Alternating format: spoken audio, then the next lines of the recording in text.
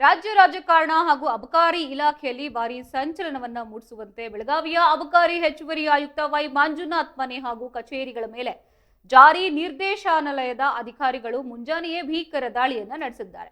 ಸಚಿವ ಸತೀಶ್ ಜಾರಕಿಹೊಳಿ ಅವರ ಬಾಮೈದ ಹಾಗೂ ಬಳ್ಳಾರಿ ಮಾಜಿ ಸಂಸದ ದೇವೇಂದ್ರಪ್ಪ ಅವರ ಪುತ್ರನಾಗಿರುವ ವೈ ಮಂಜುನಾಥ್ ಬೇನಾಮಿ ಹೆಸರಿನಲ್ಲಿ ನೂರಾರು ಕೋಟಿ ಮೌಲ್ಯದ ಜಮೀನು, ಬಾರ್ಗಳು ಹಾಗೂ ರೆಸ್ಟೋರೆಂಟ್ಗಳನ್ನು ಹೊಂದಿದ್ದಾರೆ ಎಂಬ ಅಕ್ರಮ ಆಸ್ತಿ ಸಂಪಾದನೆ ಆರೋಪದ ಹಿನ್ನೆಲೆಯಲ್ಲಿ ಈ ಮಹಾ ರೇಡ್ ನಡೆದಿದೆ.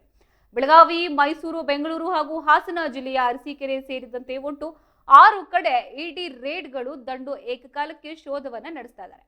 ಮೈಸೂರಿನಲ್ಲಿರುವ ಮಂಜುನಾಥ್ ಸ್ನೇಹಿತೆಯ ನಿವಾಸ, ಅರಸೀಕೆರೆ ಹಾಗೂ ಅಥಣಿ ತಾಲೂಕಿನ ಐನಾಪುರ ಗ್ರಾಮದಲ್ಲಿರುವ ಆಪ್ತರ ಮನೆಗಳು ಮೇಲೂ ಕೂಡ ಇಡಿ ಅಧಿಕಾರಿಗಳು ಮುಗಿಬಿದ್ದಿದ್ದಾರೆ. ಸದ್ಯ ಬೆಂಗಳೂರಿನ ಐಷಾರಾಮಿ ಅಪಾರ್ಟ್ಮೆಂಟ್ನಲ್ಲಿ ಬೀಡ್ಬಿಟ್ಟಿರುವ ವೈ ಮಂಜುನಾಥ್ ಅವರನ್ನ ವಶಕ್ಕೆ ಪಡೆದಿರುವ ಬೆಂಗಳೂರಿನ ಇಡಿ ಅಧಿಕಾರಿಗಳು ತೀವ್ರ ವಿಚಾರಣೆಯನ್ನು ನಡೆಸ್ತಾ ಇದ್ದಾರೆ.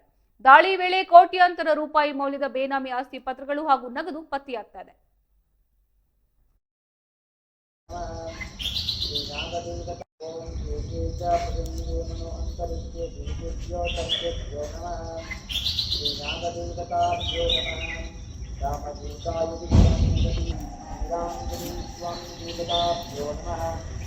ओम नमः देवाय विद्महे विष्णुपत्नी